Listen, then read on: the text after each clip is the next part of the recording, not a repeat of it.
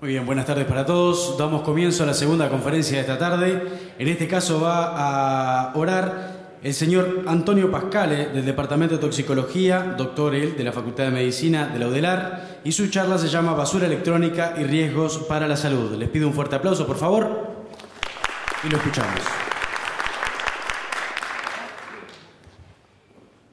Bueno, buenas tardes para todos. Para mí es un gusto estar acá hoy, compartir con ustedes esta instancia.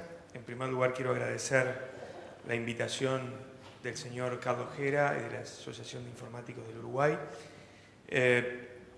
Para mí es también gratificante y bueno, enriquecedor poder compartir con ustedes algunos conceptos generales del punto de vista toxicológico de este tema y de bueno, algunos trabajos que estamos implementando desde el ámbito académico y particularmente dentro de la medicina.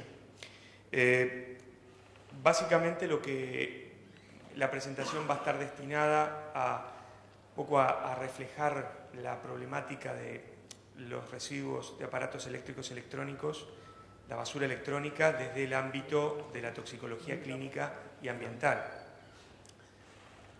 El Departamento de Toxicología, yo soy profesor adjunto del Departamento de Toxicología, docente de la facultad, y nuestro departamento, nuestra cátedra, es centro colaborador de la Organización Mundial de la Salud en toxicología ambiental humana. Y eso para nosotros es una gran responsabilidad, porque obviamente nos posiciona dentro de lo que es el ámbito académico en un rol también protagonista, de poder, obviamente, abordar este tipo de problemáticas. Perdón. Se me fue.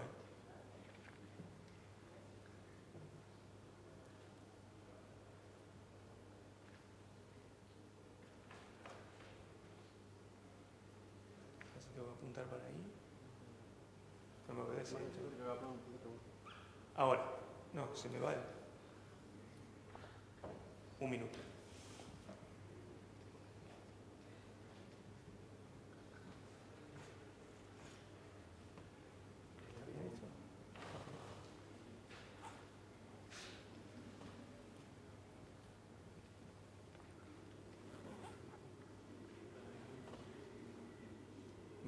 Perfecto, disculpen. Bueno, cuando nosotros nos referimos a... me voy a quedar por acá, justamente por eso. Cuando nos referimos a la basura electrónica, vamos a tomar la definición de la Comunidad Europea, que en el 2002 la definió como aquellos residuos, aparatos eléctricos y electrónicos, incluyendo todos los componentes, subconjuntos y consumibles que forman parte del producto en el momento en que se desecha. Es decir, todo aparato eléctrico o electrónico no funcionante, que no sirve más, entra en lo que es el concepto de basura electrónica. Es un problema emergente en los últimos años, donde existe una problemática que también se vincula, como pasa también en Uruguay, en algunos aspectos que nosotros estamos viendo, pero pasa a nivel mundial, relacionado a una problemática social. Obviamente que los países desarrollados son exportadores de todos sus residuos de aparatos eléctricos y electrónicos, y los países en vías de desarrollo captan y aceptan este tipo de aparatos no funcionantes para su reciclaje en condiciones muchas veces inadecuadas, no apropiadas o artesanales.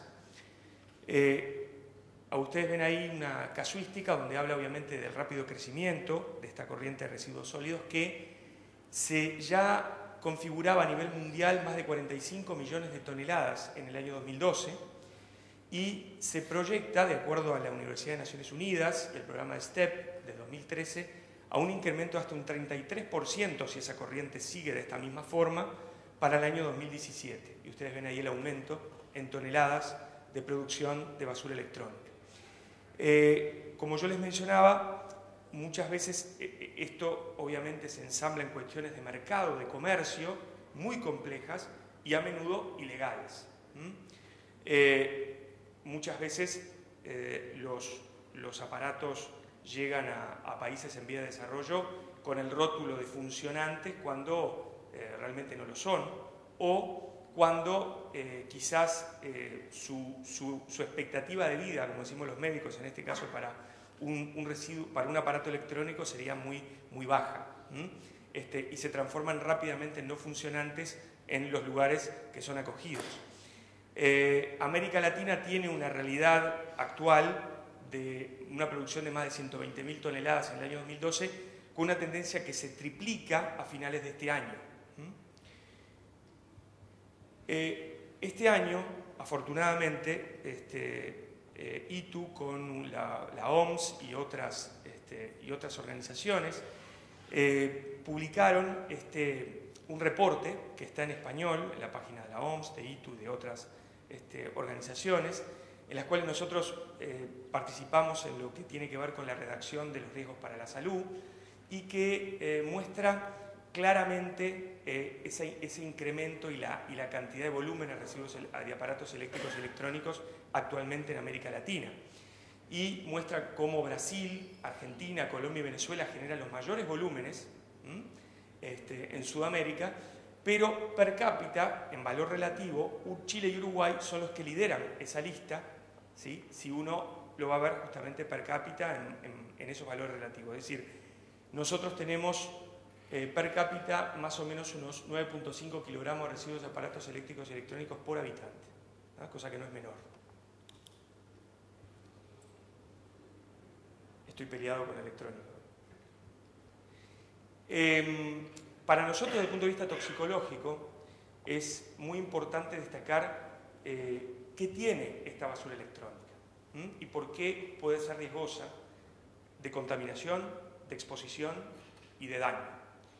En primer lugar, hay una gran variedad de materiales que son recuperados y devueltos en ese proceso productivo. Se han identificado más de 1000 diferentes sustancias químicas en estos residuos eléctricos y electrónicos, y dentro de las sustancias que se han encontrado metales pesados, se encontró plomo, mercurio, cadmio, cromo, los retardantes de llama bromados, también hay numerosos plásticos. Cuando hay combustión, cuando las actividades de reciclaje involucran quema, se forman también hidrocarburos aromáticos policíclicos, por ejemplo. Y todas estas sustancias, la exposición a estas sustancias, obviamente es riesgosa para la salud humana. Ustedes ven aquí, esto es una publicación del año 2009, donde muestra justamente las sustancias químicas y su relación con la basura electrónica y dónde están. En el humo de combustión, por ejemplo, ustedes ven aquí en el plomo, ¿sí? En toda la parte de soldadura, en los aparatos de televisión, en las baterías, y el mercurio, por ejemplo, en las lámparas fluorescentes, en las baterías, en los switches, en las llaves. Eso los que se dedican a electrónica obviamente lo saben mucho mejor que yo, pero ustedes ven la complejidad de numerosas sustancias químicas que son componentes o constituyentes, ¿no?, de todos estos aparatos. Por ejemplo, para ser más claro, las baterías de litio, los tubos de rayos catódicos de las TVs, las placas de circuito que tienen plomo y que tienen gran cantidad de plomo, sobre todo en los televisores. Se han detectado hasta más de 1 kilo de plomo en un tubo de rayo catódico. El cadmio, donde ustedes ven también en los tubos de rayos catódicos, en los toners, en las tintas de impresora, el mercurio, como mencioné, en las lámparas fluorescentes o también en las TVs, las cintas y disquetes obviamente contienen cromo 6. Y después tenemos también esos retardantes de llama bromados que además, cuando ya les digo, involucran combustión, se forman dioxinas, furanos, hidrocarburos aromáticos policíclicos que también pueden ser nocivos para la salud humana.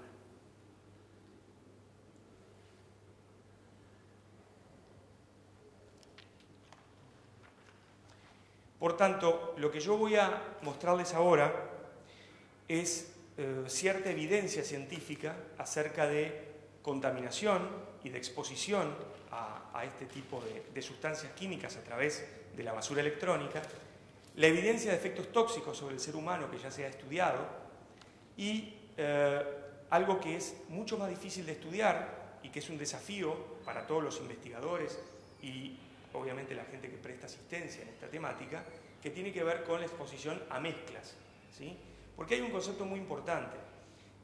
La exposición a cada una de estas sustancias químicas está ampliamente estudiada, ¿sí? No hay dudas de los daños que pueden generar. Ahora, la interrogante muchas veces es la exposición a mezclas de sustancias, donde no hay una sola involucrada, sino hay múltiples, como ustedes ya han visto.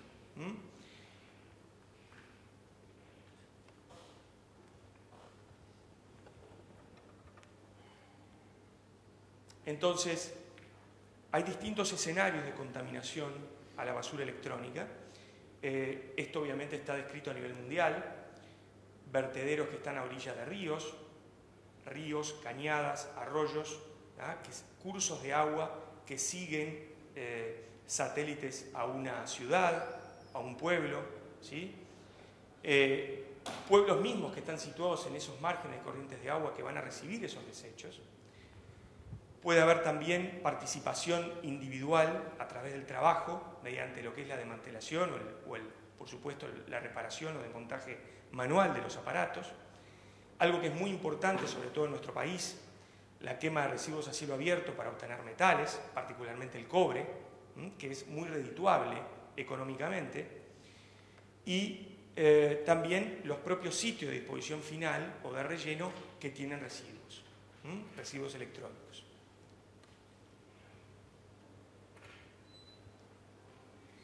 Y algo que es muy importante es que, como yo les mencionaba hoy, no solo está documentada la contaminación, sino también, obviamente, ya hay estudios que muestran asociaciones epidemiológicas entre exposición, poblaciones enteras expuestas, ¿sí?, a basura electrónica, exposición documentada y alteraciones, es decir, enfermedad o daño relacionado con esa exposición. Por tanto, si no son adecuadamente manejados, estos residuos pueden ser causa de enfermedad y son obviamente riesgosos para la salud humana.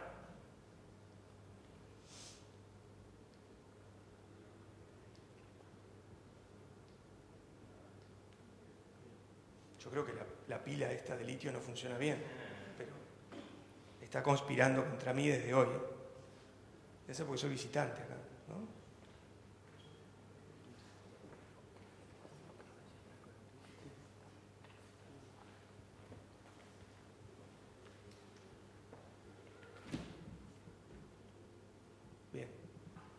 Bueno, y fundamentalmente nosotros en toxicología ambiental también tratamos de identificar poblaciones vulnerables, poblaciones a las cuales obviamente la exposición puede generar un daño mayor o tener otro tipo de consecuencias, y muchas veces esto es relacionado justamente a las características de la exposición o a la vulnerabilidad de ese grupo. Y eso, por ejemplo, ocurre en caso de exposición a basura electrónica por los niños y mujeres embarazadas que participan en actividades informales de reciclaje, manual, quemas, baños ácidos, o que habitan en zonas contaminadas. Por eso nosotros hablamos de exposición directa y exposición indirecta. Para aclararles esto, la exposición directa se refiere directamente al trabajo de reciclaje de estos aparatos y la exposición resultada de ese trabajo. Lamentablemente existen poblaciones infantiles, niños que trabajan de esto, lo cual debemos erradicarlo. También obviamente existen trabajadores cuyo sustento de vida está pautado en este tipo de actividades de reciclaje. Y también tenemos parte de la población que vive en zonas contaminadas por estos residuos, particularmente la población infantil, en las embarazadas, que no directamente trabajan en actividades informales de reciclaje de estos aparatos, sino que habitan en zonas donde se hacen estas actividades. Por eso hablamos del concepto de exposición directa o indirecta. Los trabajadores, por supuesto, son de por sí, muchas gracias, de por sí una población vulnerable a través de la exposición directa. muchas veces trabajadores que hacen estas actividades en condiciones irregulares o no con la protección personal adecuada.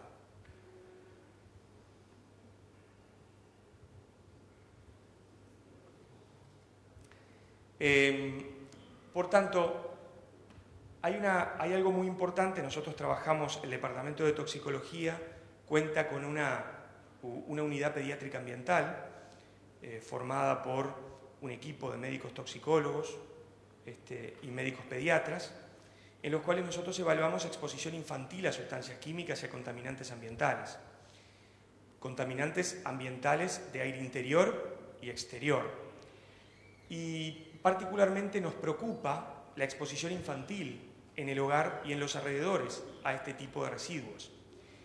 Y particularmente lo que nosotros identificamos son estas actividades precarias de reciclaje y recuperación de este material en la vivienda y en el peridomicilio. Existen familias que trabajan de esto en forma artesanal, como dijimos, sin las medidas de protección personal adecuadas, y los niños viven ahí. Son lo que en inglés se llaman backyard operations, ¿no? Operaciones del fondo de la casa. Por supuesto que, aparte de lo que son las quemas de placas de circuito, los baños ácidos, en Uruguay tenemos una problemática que se reconoció ya a partir del año 2002, con estudios que hizo la Intendencia Municipal de Montevideo a través de su Laboratorio de Higiene Ambiental, el propio Departamento de Toxicología, Facultad de Química, que tiene que ver con la exposición a plomo a través de la quema de cables para obtener cobre. Y, como dijimos, también actividades que involucran, por el sustento familiar, a familias enteras. Y eso pasa aquí en Uruguay. Por tanto, ya mencioné el riesgo de exposición a mezcla de sustancias químicas que existe debido a este tipo de actividad artesanal informal. Pero además, existen otro tipo de riesgos de lesiones que no son directamente determinadas por el tóxico, ¿no? O sea, lesiones, por ejemplo, que tienen que ver con heridas cortantes en los desmantelamientos manuales, en niños, o heridas de tipo quemaduras en los baños ácidos, donde utilizan productos corrosivos o productos cáusticos. Es decir, existe una evidencia de riesgo, de daño, relacionada a la exposición a las sustancias y relacionada también indirectamente con las actividades que realizan. Bueno.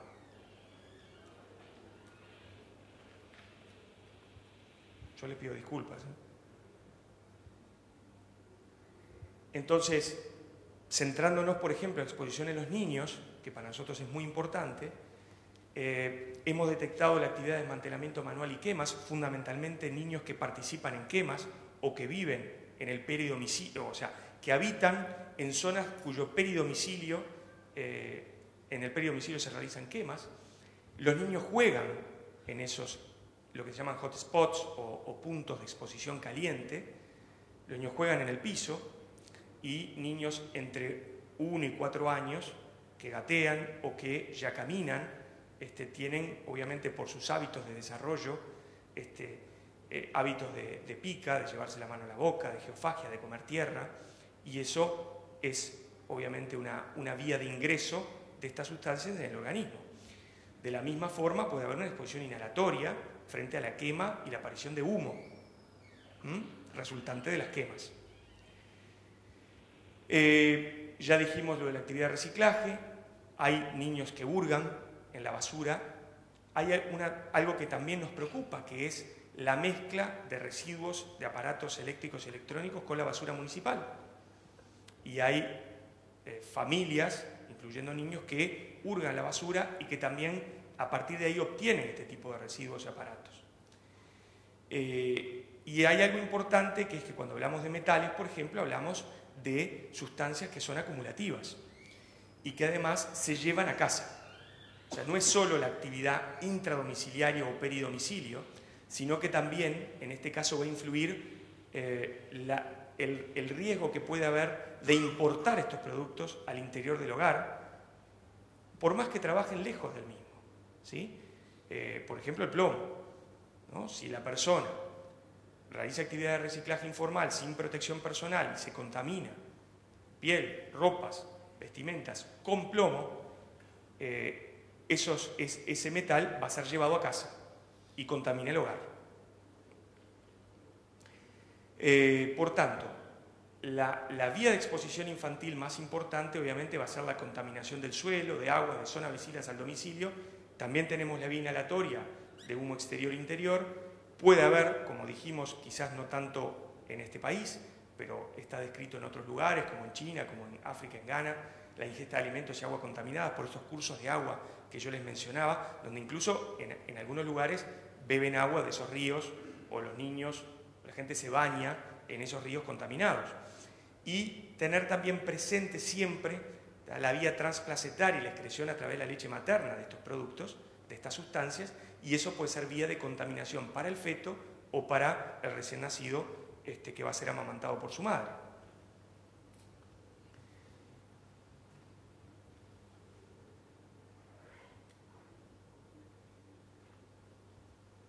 Ustedes ven que yo hago así, ¿no?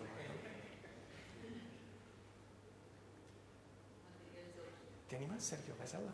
Sergio la pasa, Sergio, ¿te animás, Sergio? Sergio es residente de... No, de ahí, ¿podés?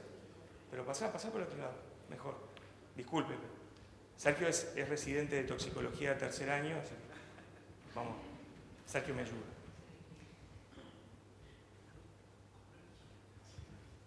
No quiero más esto, no quiero más esto. Disculpa, es no, nuevo. Por favor. No sabemos qué pasó. Estamos acá, bien. Y hay algunas características que son particulares de la exposición a este tipo de aparatos, de residuos eléctricos y electrónicos. Y tiene que ver también con características particulares de la exposición y de esta mezcla de sustancias. O sea, la exposición depende del tipo de residuos, obviamente, porque el tipo de residuo va a determinar la composición y los constituyentes y qué tóxicos están en juego. Del tiempo transcurrido del inicio de la actividad de reciclado, acá estamos hablando de un concepto de exposición crónica y por tanto de intoxicación crónica si existe daño.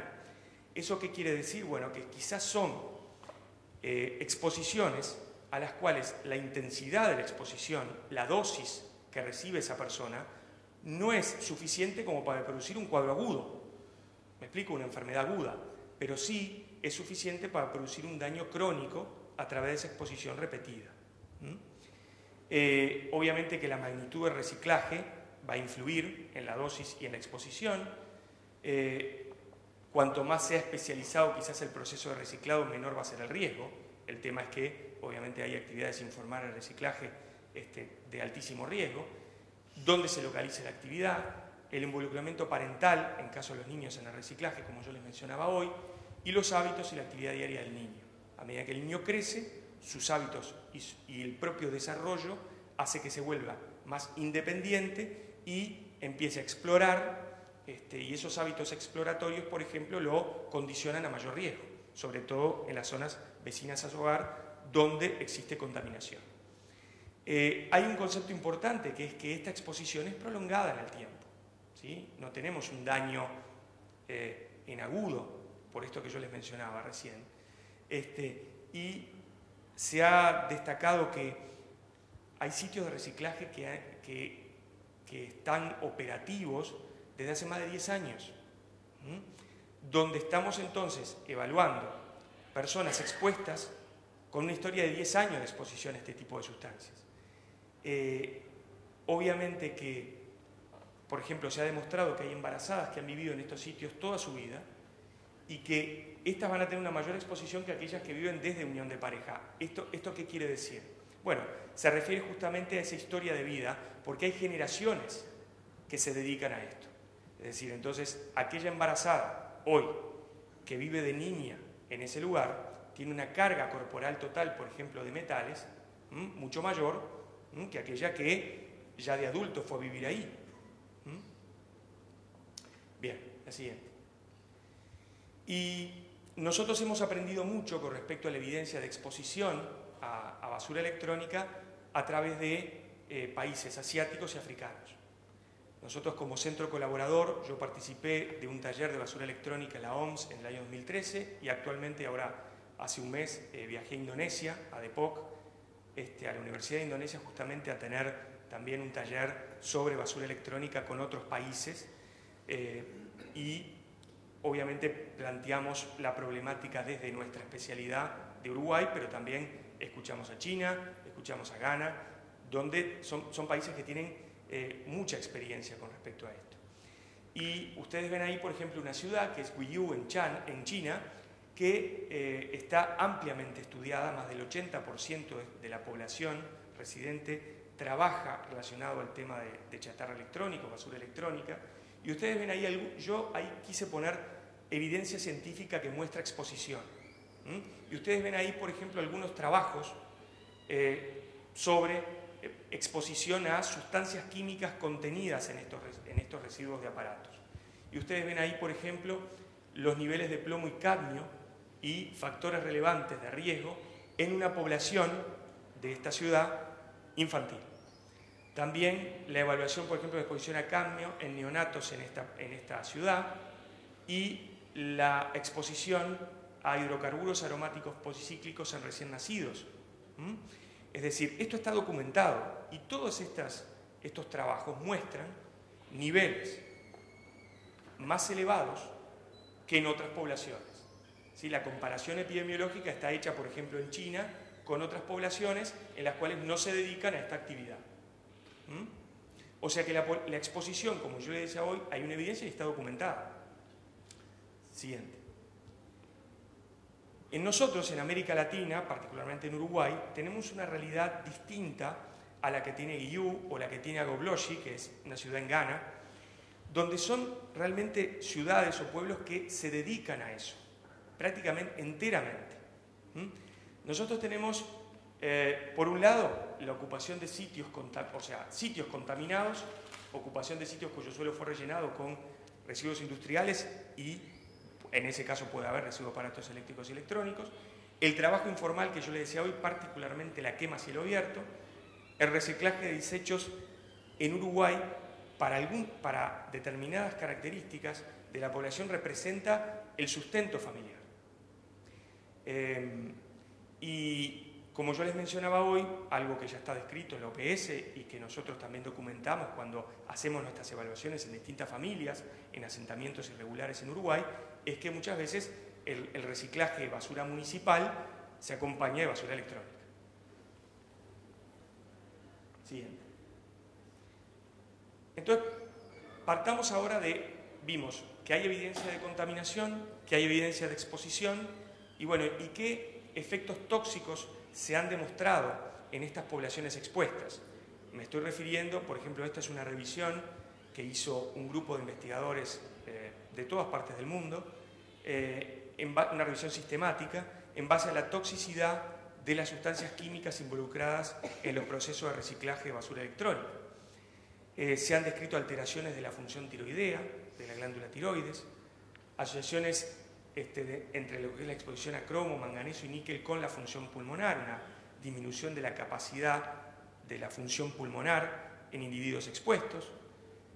A nivel de la salud reproductiva, los grupos poblacionales expuestos han tenido una mayor incidencia o prevalencia, mejor dicho, de partos prematuros, de bajo peso al nacer, de muerte fetal, de malformaciones congénitas, relacionado a la exposición a algunos de estos productos en estas mezclas.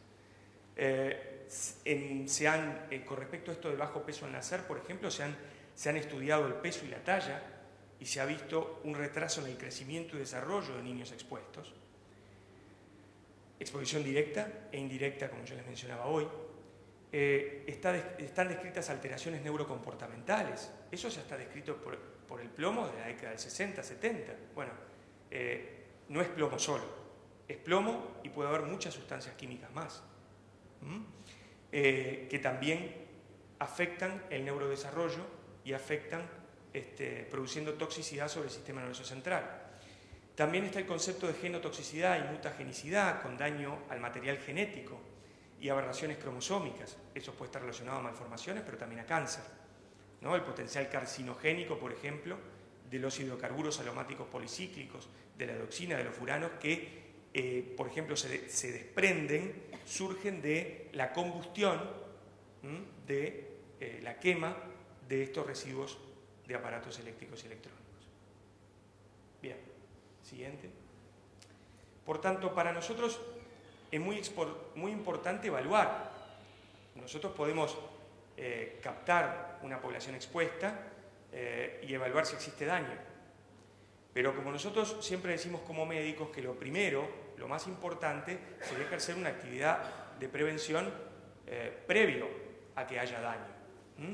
Probablemente muchas veces lleguemos tarde cuando emerge un problema en un barrio, o en una zona, o en un país, como ya les digo que pasa en la discusión en estos talleres internacionales, ya hay exposición.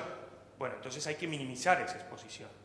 Y por tanto, aquí obviamente esto es un concepto global, pero hay que manejar el riesgo, hay que promover el reuso y aplicar políticas de basura cero, que es obviamente los gobiernos. Hay iniciativas, como vamos a ver, internacionales, regionales, nacionales, relacionados al alcance que pueden tener estas medidas. También el sector productivo debe mejorar las estrategias para la durabilidad y reparación y reuso de estos aparatos. Tenemos que prohibir determinadas sustancias químicas. Hay convenios que prohíben, por ejemplo, los COPS, los contaminantes orgánicos persistentes, ¿no? Donde Uruguay forma parte y ratificó convenios relacionados a esto.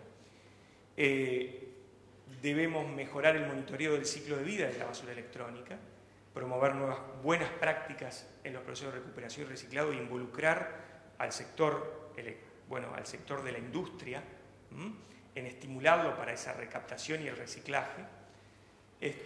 Y, por supuesto, que esto debe acompañarse de promoción de salud, de hábitos saludables y de educación en trabajadores y en comunidad en general. Algo que hacemos nosotros, por ejemplo, desde el Departamento de Toxicología, es la conexión con policlínicas periféricas, por ejemplo, en algunos barrios donde existe asentamiento, donde hay quema de cables, y no solo captamos a la familia y evaluamos a esa familia y le hacemos plombemia, bueno, pero también hablamos con el médico referente o la trabajadora social del barrio, ¿sí? Y tratamos de generar una red de asistencia en la comunidad. Y los referentes comunitarios son protagonistas que para nosotros son muy importantes, ¿sí? Porque son los que están ahí. Bien. Siguiente. Existen acuerdos internacionales. Uruguay ratificó el convenio de Basilea, que su relación obviamente con la basura electrónica está también en lo que es el control del movimiento transfronterizo de residuos peligrosos y disposición final. Eso lo hizo en el año 91. El convenio de Rotterdam, que habla sobre todo, es un consentimiento informado previo aplicable a ciertos plaguicidas y productos químicos peligrosos, y el convenio de Estocolmo, obviamente referente a los contaminantes orgánicos persistentes. Uruguay tiene el centro coordinador del convenio de Basilea, algo que es muy importante para nuestro país, y tiene además un centro regional para el convenio de Estocolmo. Por tanto, Uruguay, desde el punto de vista internacional, tiene una función también de central de coordinación regional en América Latina y el Caribe con respecto a este tema. La siguiente. Existen otras iniciativas internacionales como UNIDO, que generó una iniciativa en lo que es la e-waste y electronic waste en el año 2004, algo que hizo la Universidad de las Naciones Unidas, la UNO, que es espectacular, que les recomiendo entrar a la página porque realmente es algo muy, muy interesante, que tiene que ver con el STEP Initiative, que es Solving the E-Waste Problem, ¿no? Tratar de resolver este problema de basura electrónica, donde ellos se involucran en todas actividades de capacitación acerca de lo que es la actividad de reciclaje. Yo he compartido talleres con personas pertenecientes a esta organización, y es algo realmente muy importante. Hacen talleres donde la gente mismo del sector productivo y de la industria o gente representativa de organizaciones gubernamentales o no gubernamentales participan justamente para formarse y capacitarse acerca de buenas prácticas de reciclaje, por ejemplo. Lo que se llama toda la parte de ingeniería, ellos lo hacen muy bien. Y existen otras también. La siguiente. Para nosotros, como profesionales de la salud, tenemos un rol que nos llega al consultorio ante una sospecha de exposición. Y nosotros tenemos una herramienta que es una historia clínica ambiental pediátrica, por ejemplo, que utilizamos en la unidad pediátrica ambiental, que lo utilizan los residentes, que lo utilizan los médicos que trabajan ahí, y que lo que trata justamente de hacer, en las preguntas que tiene, que incluye, es el despistaje, el screening, el cribado de problemas relacionados a disposición final, reciclaje, recuperación y quemas a cielo abierto de residuos electrónicos. Esto es muy importante, porque estos cuestionarios sistematizados, estandarizados, avalados y validados internacionalmente, esto surgió en la OMS hace muchos años, nos permite a nosotros establecer rápidamente una estratificación de riesgo y, sumado a una visita domiciliaria que hacen los médicos, nos permite a través de la interacción con el resto de la comunidad estratificar riesgo, evaluar exposición y prevenir daño. Nosotros en la visita domiciliaria, por ejemplo, observamos todos los residuos y observamos los residuos acumulados, el acopio, por ejemplo, de metales o residuos eléctricos y electrónicos que existen, en el peridomicilio, en el hogar, circundante al hogar. También observamos los vertederos municipales, observamos todos los sitios contaminados, aquellos que tienen, como yo dije, pasivos industriales, como relleno.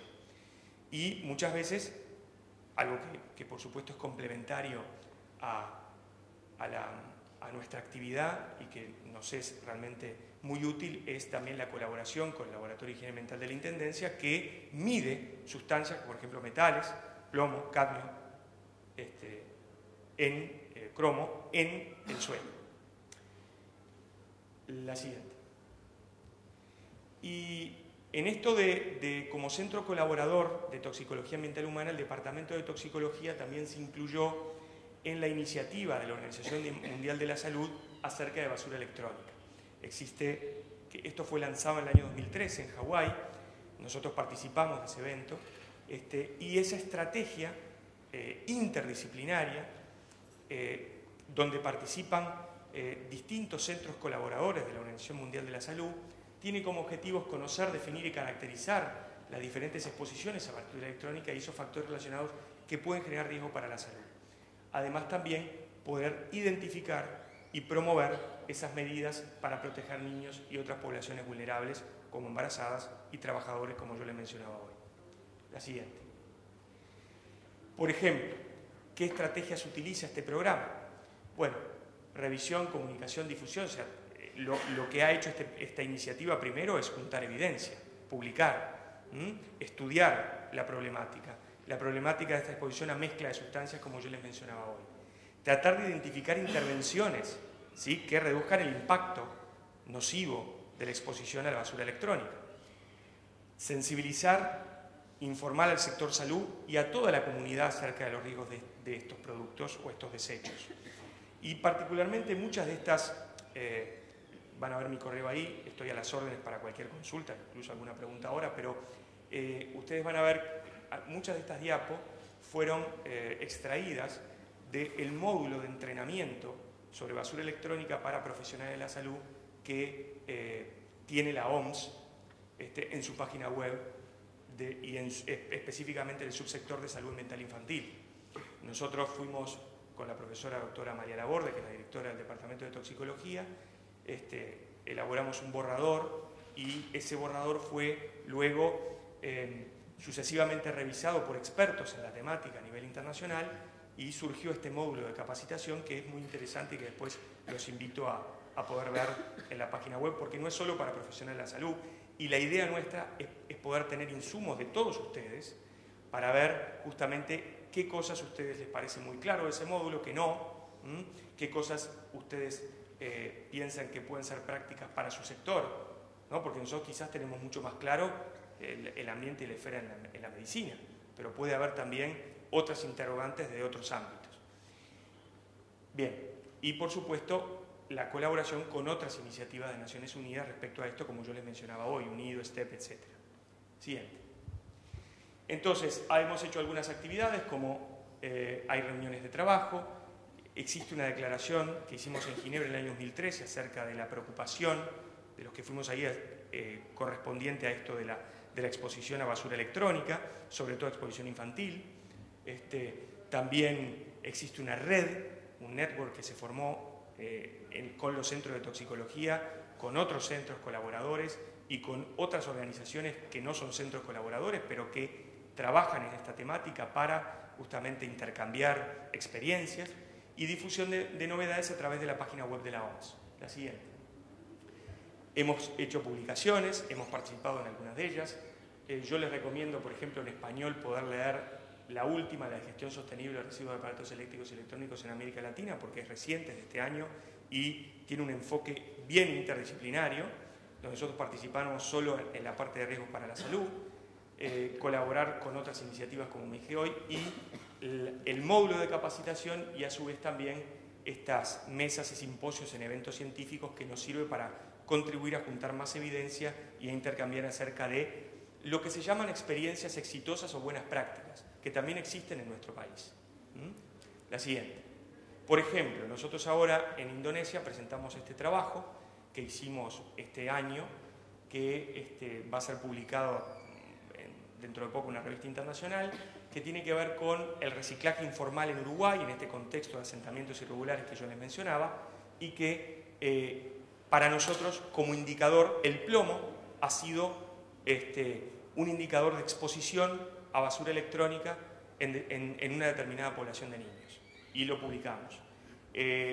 Particularmente, esto ha sido algo que es una confirmación, como yo les mencionaba hoy, de años, pero que constituye una realidad actual en Uruguay, que la quema de cables para obtener cobre es una fuente de exposición a plomo para aquellos niños que viven en el entorno de los puntos de quema. Y eso es muy importante. Y eso está pasando hoy en nuestro país. Siguiente. Y para terminar, entonces, destacarles que, como yo les mencionaba hoy, el Departamento de Toxicología, como centro colaborador, no solo tiene la función de prevenir, también de evaluar exposición y de tratar, y para eso tiene, por ejemplo, una unidad de toxicología laboral ambiental que aborda población adulta y aborda trabajadores, y por tanto puede abordar, obviamente, trabajadores expuestos, y también la unidad pediátrica ambiental que aborda la exposición infantil a basura electrónica. Bien. Bueno, siguiente. Así que bueno, ese es mi correo. Yo estoy a las órdenes para cualquier consulta o comentario, incluso ahora después del evento. Yo agradezco su atención y celebro también la posibilidad de poder intercambiar con ustedes acerca de esta temática desde otros ámbitos. Así que muchísimas gracias. Muchísimas gracias entonces, Antonio Pascale. ¿No hay ninguna consulta? Acá hay una pregunta. Hay dos preguntas. Ustedes cuentan con mucha evidencia científica, digamos. Desde hace años que venimos trabajando en esta temática, inclusive no solo en la GIAP, sino InterGIAP, que son las jornadas que se realizan en el interior, y hemos llegado a generar documentos que han sido firmados por las diferentes intendencias con la intención de hacérsela llegar a legisladores y demás. Lo que vemos que con tanta cosa, evidencia y demás, que no se hayan generado legislación, protocolos que encaren este tema de la raíz, ¿no? ¿A qué obedece? Sí, bueno, este reporte de ITU que yo les mencionaba hoy, por ejemplo, tiene un subsector que habla de Uruguay y habla justamente de eso, que existen marcos generales, globales, ¿no? de disposición final de residuos sólidos, pero quizás aún todavía no existe, como dice usted, algo específico acerca de los RAE, ¿no? Eso es así, y está en camino de poder hacerse. Nosotros desde el ámbito de salud estamos tratando de contribuir a eso, ¿no? Pero por supuesto que eso también excede y debe ser una política no solo sanitaria, ¿no? Es que hay un interés de repente por el cigarrillo y esto y normas, y de repente cosas en la que existe una evidencia como la que ustedes presentan. Queda ahí, ¿no? Bueno, estamos tratando de trabajar en eso. Bien, muchas gracias. No, Bien, tengo una pregunta más acá y otra allí, no tengo más tiempo.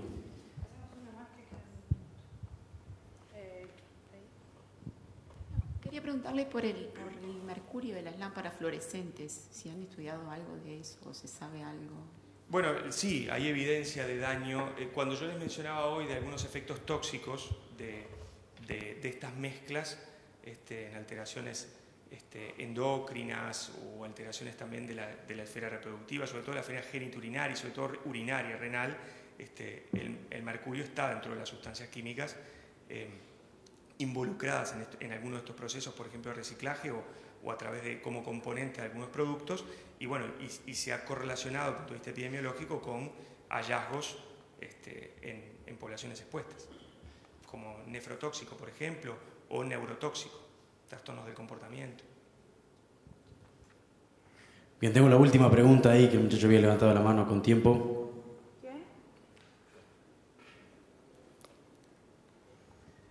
Te quería hacer una pregunta breve. Todos en casa tenemos residuos electrónicos, la primera PC que tuvimos, la canalera del cable que no sirve, una tele que se rompió, un notebook que se rompió. No me preguntes qué vas a hacer con eso. No, la pregunta es, ¿qué riesgo tienen esas cosas en nuestras casas? A veces capaz no tenés lugar y guardas las cosas en el dormitorio y estar con ese tipo de residuos en el hogar. Muchas gracias. Obviamente depende del volumen que vos guardes, ¿no? Pero básicamente la exposición se ve como estamos hablando ahora, con actividades de reciclaje o desmantelamiento. Obviamente que si hay una copia importante y hay una noción de exposición, por ejemplo, niños que tocan y que manipulan los productos, bueno, a la larga eso puede ser riesgoso, ¿no? Pero digo, a una mayor escala, ¿no? Si vos no los desmantelás, no los desarmás, bueno, por ahora va a ser seguro. Depende también cuánto vos acopies. ¿Me explico? ¿Ah? Pero digo, quizás eso no es lo más importante. Por ejemplo, tiene que ver con la disposición final y con esto que yo les mencionaba del volumen per cápita que tenemos en el país, ¿no? De residuos. Y bueno, y cómo bueno, debe haber políticas destinadas al reciclaje de ese gran volumen de residuos más allá de lo que tenemos en el hogar, ¿no? Y que cada uno de nosotros pueda contar con directivas concretas de qué hacer con esos productos. Que quizás todavía eso es lo que no tenemos. Doctor Antonio Pascale, de la Facultad de Medicina, le damos un fuerte aplauso, por favor. Le agradecemos su presencia.